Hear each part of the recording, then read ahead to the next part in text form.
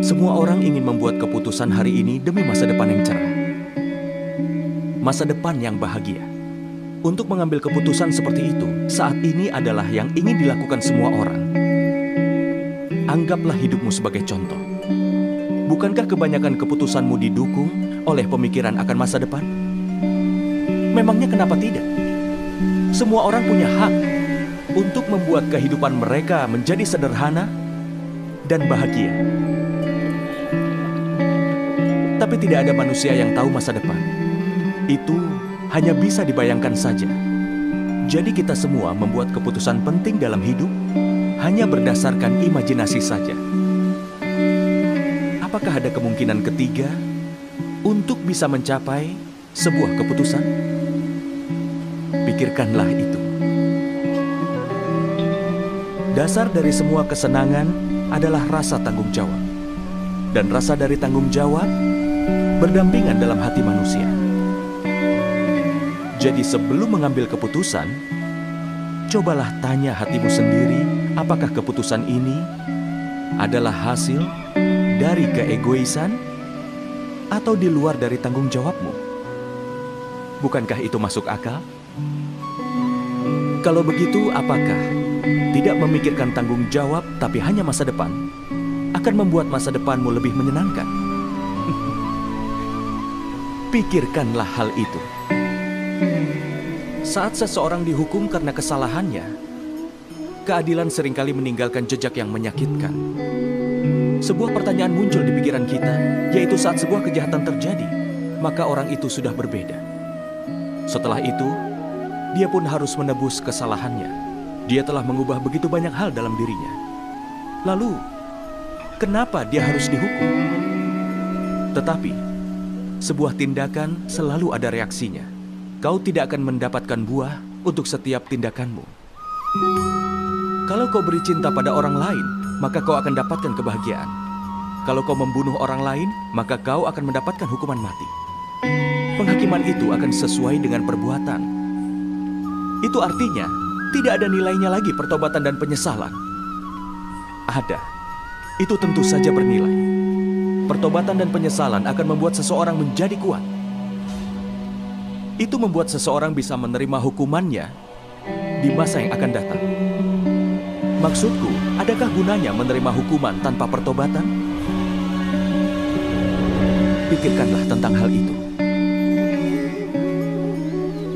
Saat seseorang membalas dengan kasar pada apa yang kau lakukan, atau kalau seseorang dapat hadiah karena kekasarannya, lalu ada yang terpaksa berpikir apa gunanya bersikap baik dan bertindak etis.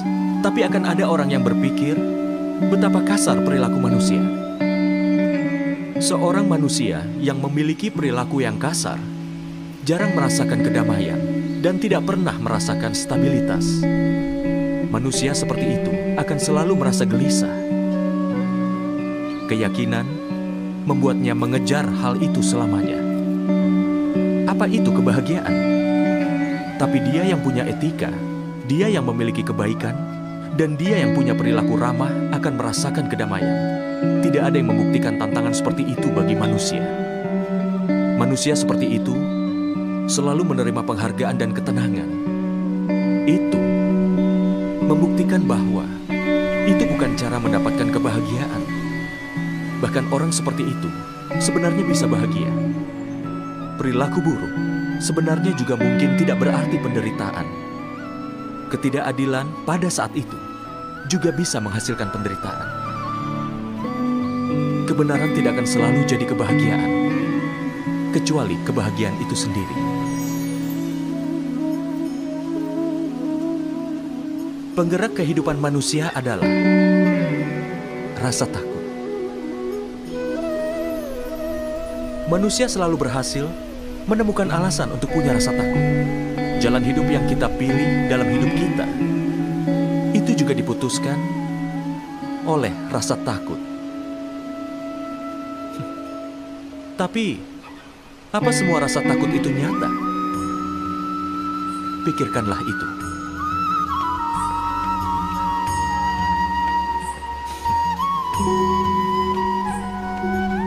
Rasa takut artinya di masa mendatang harus bisa mengatasi masalah. Tetapi siapakah penguasa waktu? Penguasa waktu itu bukan kita sendiri, musuh kita, atau bahkan pesaing kita. Waktu itu sepenuhnya milik dewa. Jadi kalau seseorang berencana untuk berbuat jahat pada dirimu, apakah dia memang bisa menyakitimu? Tidak. Tapi sebuah hati yang penuh dengan rasa takut akan menyakiti kita lebih besar lagi. Itu benar kan?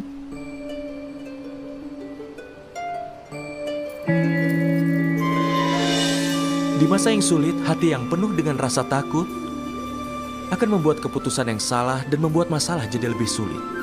Tapi sebuah hati yang penuh dengan iman bisa mengatasi masalah seperti hembusan angin. Dengan kata lain, alasan untuk rasa takut ada dalam hati manusia tergantung pada tindakan yang kita lakukan dalam menghadapinya. Benarkah itu? Coba kau pikirkan.